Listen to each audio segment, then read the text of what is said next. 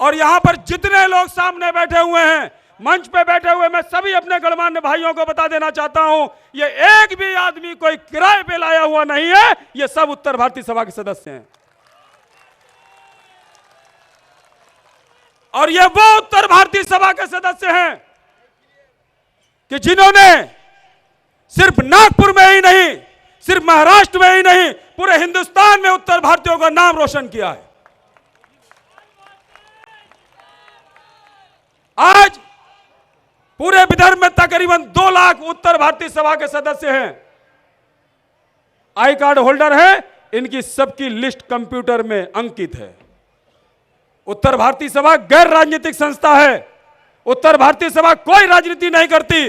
उत्तर भारतीय सभा किसी राजनीतिक पार्टी के गुलाम नहीं। उत्तर भारतीय सभा अगर गुलाम है तो अपने समाज की है और सामने बैठे हुए अपने भाइयों बहनों की है। उत्तर भारतीय सभा धीरे धीरे खड़ी हुई। 6 वर्ष पहले जब सम्माननीय राष्ट्रीय अध्यक्ष संजय निरुपम जी ने मुझको उत्तर भारतीय सभा की विदर्भ की जवाबदारी दी थी, तो मंचासीन में अपने समाज के गणमान्य व्यक्तियों को बताना चाहता हूं कि मुझे 5 लोगों को सदस्य बनाने में 6 महीने लगे थे, और आज उत्तर भारतीय सभा के 2 लाख सदस्य हैं। जिस रोड से निकलता हूं अकेला, रास्ते में मुझे मेरे भाई मिलते चले जाते हैं।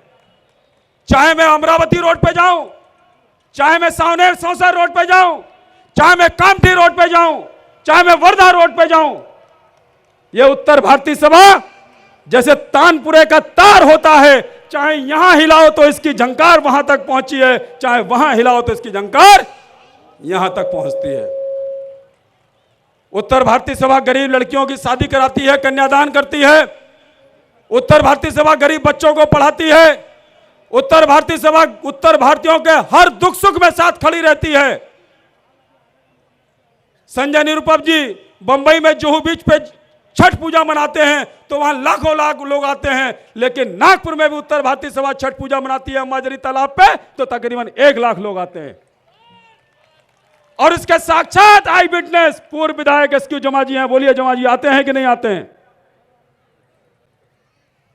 और नागपुर शहर, नागपुर जिले में तकरीबन 17-18 जगह छठ पूजा मनाई जाती है।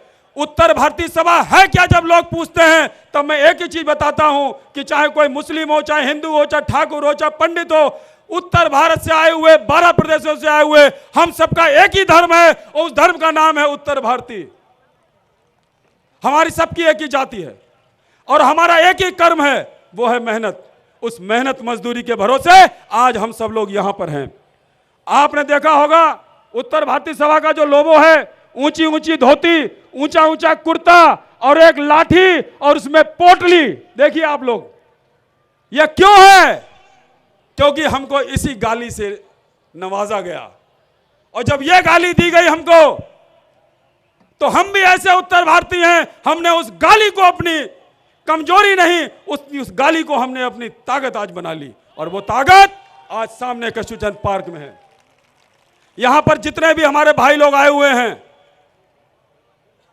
ये सब जरूरत के मारे यहां मेहनत मजदूरी करने आए हैं, ईमानदारी से मेहनत मजदूरी करते हैं। ऐसा नहीं है कि किसी के गांव में 200 बीघा खेती है फिर भी शौक में नागपुर आया है। और अगर जबरदस्ती कोई बोलता है तो मैं अपने भाषण में हमेशा एक ही चीज बोलता हूं कि जबरदस्ती अगर बोलोगे कि मेरे गांव में 200 बीघा खेती है फिर भी यहां आया हूं, तो 200 बीघा में पौधी नहीं उगता होगा। अगर 200 बीघा होती तो यहां आने की जरूरत नहीं पड़ती।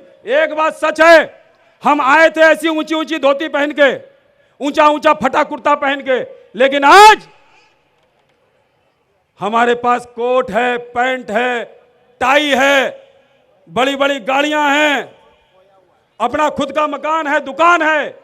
यह सब किसके बदौलत है? यह सब पसीने की बदौलत है। आज जो WCL के नाम से जाना जाता है, वेस्टर्न कोलफील्ड्स लिमिटेड, उस वेस्टर्न कोलफील्ड्स लिमिटेड को हिंदुस्तान नहीं पूरी दुनिया में अगर किसी ने पहचान दिलाई है तो उत्तर भारतीयों ने दिलाई है। मीटरों जमीन गड्ढा खोद के कोयला का जमीन पे लाने का काम किसी ने किया तो उत्तर भारतीयों ने किया है। आज उत्तर भारतीय रोजमर्रा की जितनी भी चीजें हैं वो सब घर घर पहुंचाने का काम उत्तर भारतीय करता है, चाहे समाचार पत्र हो, चाहे दूध हो, अनेकों इस तरीके की सेवाएं हैं। और हमारे झारखंड के रहने वाले, हमारे बिहार के रहने वाले, हमारे छत्तीसगढ़ के रहने वाले, पंजाब, दिल्ली, हरियाणा, पंजाब, जम्मू कश्मीर, हिमाचल, राजस्थान के रहने वाले सभी भाई बहनों ने यहां पर इतनी मेहनत की कि हमारे मंच के दाहिनी ओर ताम्रध्वज साहू जी और अनुज शर्मा जी, आप दोनों लोग छत्तीसगढ़ से आते हैं।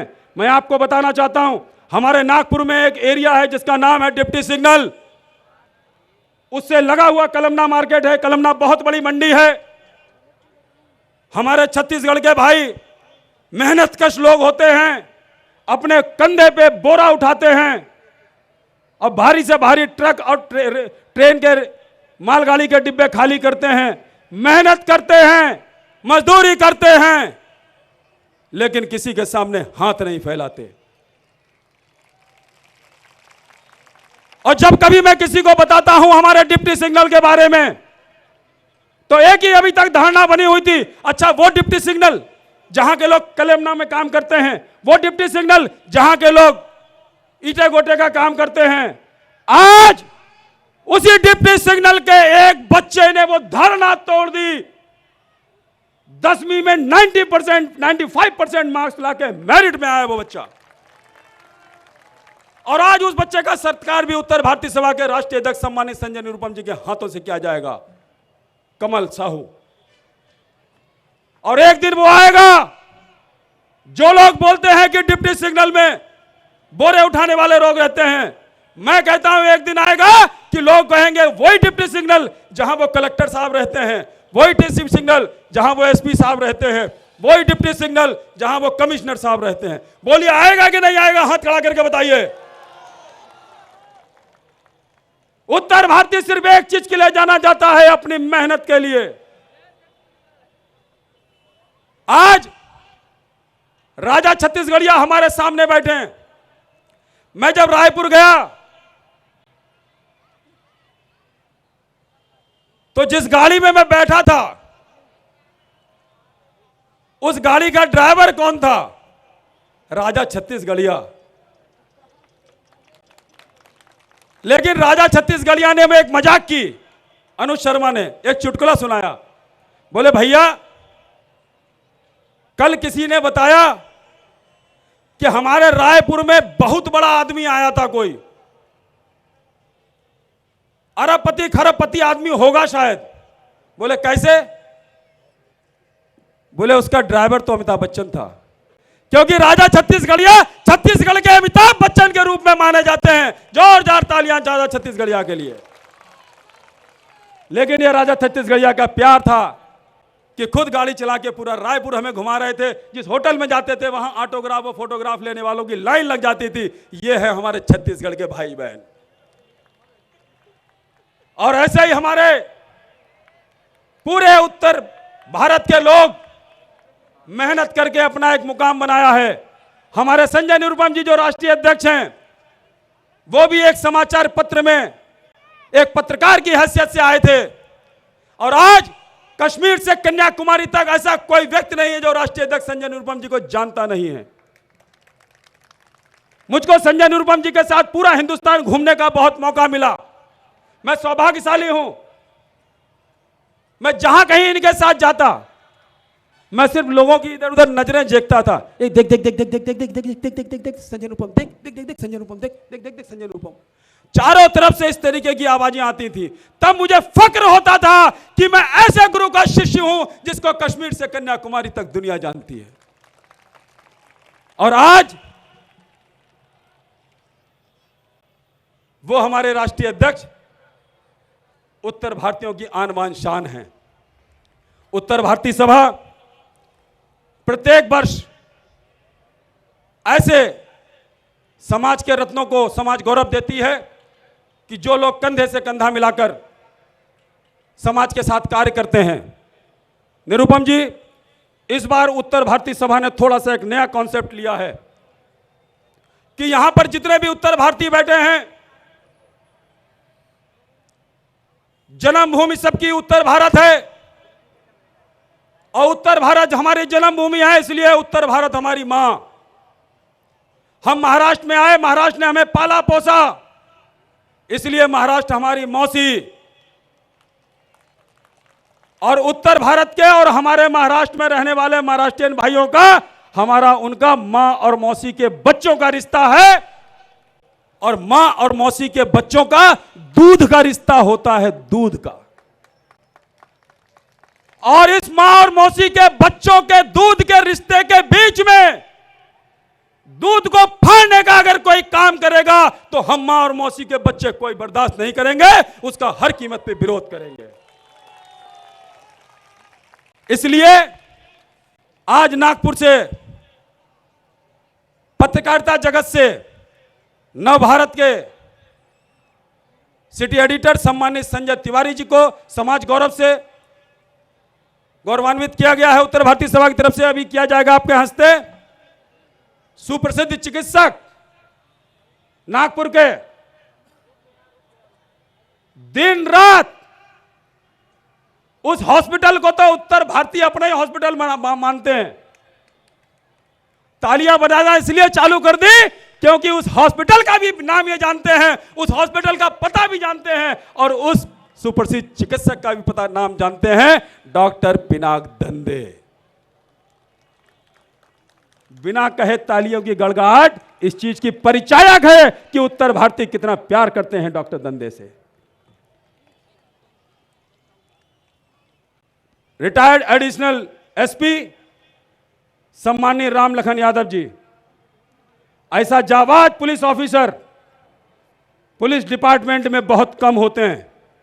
जिस थाने में, जिस एरिया में राम लखन यादव जी का ट्रांसफर हो गया, समझ लो गुंडे ने तो अपनी बोरी बिस्तर बंद करके वैसे ही भाग जाता है।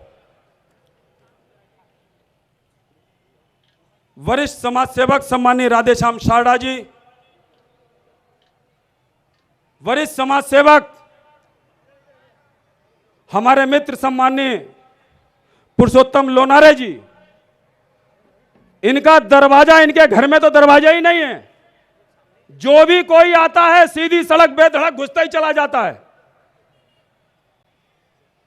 अपना हक समझते हैं सारे उत्तर भारतीय पुरुषोत्तम लोनारे जी के ऊपर। हमने इस मौसी के बेटे को भी आज समाज गौरव देने का निर्णय लिया है। एक ऐसे प्रधानाचार्य सम्माननीय जफर अहमद खान जी, जो माइनॉरिटीज के बच्चों को आईआईटी पीएमटी की मुफ्त में ट्यूशन देते हैं, ऐसे प्रधानाचार्य जी बैठे हैं। इनका हम लोग समाज गौरव से सत्कार कर रहे हैं। और जो मैंने बताया, हमारे छत्तीसगढ़ समाज का बच्चा कमल साहू, इस बच्चे का भी हम लोग सत्कार मंच पे करने आ रहे हैं। सत्कार मूर्ति यहां पर बैठे हुए सम्माननीय एडवोकेट सुरेश शुक्ला जी हैं, सम्माननीय मनोज पांडे जी हैं, सम्माननीय हरविंदर गांधी जी, ये उत्तर भारतीय सभा के नागपुर कारकांडी के जिले के उपाध्यक्ष हैं। और इनके बारे में मैं एक बता दूं कि इन्होंने अपनी पूरी जिंदगी सिर्फ लोगों की चिकित्सा की सेवा में ही लगा दी। रात बिरात आधी रात, चाहे सुपर हॉस्पिटल हो, चाहे मेडिकल कॉलेज हो, चाहे मेयो हॉस्पिटल हो, ऐसा कोई डॉक्टर नहीं, ऐसा कोई कंपाउंडर नहीं, ऐसी कोई नर्स नहीं, ऐसा कोई डीन नहीं कि जो गांधी जी को नहीं जानता हो। गांधी जी का एक फोन रामबाण की तरह काम करता है। ऐसे हरविंदर सिंह गांधी जी, प्रसिद्ध समाज सेवी मेरे मित्र सम्माननीय उमेश साहू जी, समाज के लिए इतना काम करते हैं, जब इनसे उनको फोन करो कि कहां है साहू जी, तो हिंदुस्तान के कौन से प्रदेश में है इनको भी नहीं मालूम रहता है। और ऐसे ही समाज सेवक सम्माननीय शैलेंद्र अवस्थी जी, शैलेश अवस्थी जी, इनका भी सत्कार यहां पर किया जाएगा। संजय निरुपम जी को शायद अभी विमान से वापस नागपुर मुंबई जाना है, क्योंकि इनके कंधों पर अब बहुत बड़ी जवाबदारी है। देश की सबसे बड़ी नगरी, महानगरी, उसकी जवाबदारी संजय निरुपम जी के ऊपर है। मैं आपसे तो हमेशा बात करता ही रहता हूं, और हमारे अभी जो भाई बहन लोग बैठे हैं सब माननीय अवस्थी जी का इंतजार कर रहे हैं और राजा छत्तीसगढ़िया का भी इंतजार कर रहे हैं। गली गली से मेरे पास आवाज आती थी कि भैया राजा छत्तीसगढ़िया से कहना गाना जरूर सुनाए, अपना ऑर्केस्ट्रा जरूर साथ में लेके आए। मैंने राजा छत्तीसगढ़िया को फोन किया, मैंने बोला भैया अकेले मत चले आना, बैंड बाजे के साथ आना। तो राजा छत्तीसगढ़िया बैंड बाजे के साथ आए, चिंता करने की जरूरत नहीं है। रात अभी बाकी है, बात अभी बाकी है। और माननीय अवस्थी जी भी पूरे बैंड बाजे के साथ आई हैं, चिंता करने की जरूरत नहीं है। अभी एक एक गाना सुनाया है, रात अभी बाकी है, बात अभी बाकी है, ये बोल के मैं यहाँ पर सभी अपने उत्तर भारतीय भाई बहनों को प्रणाम करता हूँ और आप लोगों से एक प्रॉमिस लेता हूँ। पिछली बार जो वार्षिक सम्मेलन हुआ था निरुपम जी, इस बार उससे ज्यादा मेरे भाई बहन है कि नहीं है? और अगले बार जब उत्तर भारतीय सभा का वार्षिक सम्मेलन हो तो इससे भी दुगने होने चाहिए, और उससे बार जो तीसरा हो, क्योंकि मैंने इसी मंच से सिर्फ 3 साल मांगे हैं कि 3 साल मुझे दे दो, 3 साल बाद उत्तर भारतीय सभा का वार्षिक सम्मेलन इतना बड़ा होगा कि कस्तूरचंद पार्क में पैर रखने को जगह नहीं मिलेगी। हाथ उठाकर बताइए, क्या ये मेरा सपना सच होगा? क्या ये मेरा सपना सच होगा? धन्यवाद। आपने इतना बोला, अब मैं क्या बोलूं? चलिए, आपने परसों जब मैं प्रेस कॉन्फ्रेंस ले रहा था तो जैसा मैंने बताया कि उत्तर भारत में जन्म हुआ है, उत्तर भारत मेरी मां, महाराष्ट्र मेरी कर्म भूमि है, महाराष्ट्र मेरी मौसी। तो एक हमारे पत्रकार भाई ने पूछा, अग्निहोत्री जी, उत्तर भारतीय सभा के वार्षिक सम्मेलन में इतना पैसा खर्च हो रहा है, लेकिन मौसी के बच्चे आत्महत्या कर रहे हैं, सुसाइड कर रहे हैं, उनके बारे में उत्तर भारतीय सभा ने क्या सोचा है? मैंने उनको बताया कि उत्तर भारतीय एहसान फरामोश नहीं होता। हमें मालूम है कि जब हम महाराष्ट्र में आए थे तो पहला दिन ना किसी भी रेलवे स्टेशन पे ही गुजारा था हमने, क्योंकि अपनी अटैची में कोई मकान रख के नहीं लेके आया था। बोलो, सब लोग स्टेशन पर ही सोए थे ना? लेकिन दूसरी रात हम लोगों ने गुजारी तो लोनारे के घर पे गुजारी होगी, ठाकरे के घर पे गुजारी होगी, रामटेके सोनटक्के के घर पे गुजारी होगी, अपने मौसी के बच्चे के घर पे गुजारी होगी। इसलिए उत्तर भारतीय एहसान फरामोश नहीं होते। जो हमारे किसान भाई, जो हमारे मौसी के बच्चे आत्महत्या कर रहे हैं, उनके लिए जिलाधिकारी कोष में उत्तर भारतीय सभा एक धनराशि देगी और वो धनराशि की घोषणा हमारे सम्मानीय राष्ट्रीय अध्यक्ष के भाषण में की जाएगी। ये मैंने उस दिन अपनी प्रेस कॉन्फ्रेंस में कहा। धन्यवाद। बहुत बहुत धन्यवाद। मैं आदरणीय उमाकांत अग्निहोत्री जी के भाषण का सिर्फ सार रखना चाहूँगा कि हमारे इस कार्यक्रम को चौतरफा, चारों तरफ से आशीर्वाद प्राप्त है।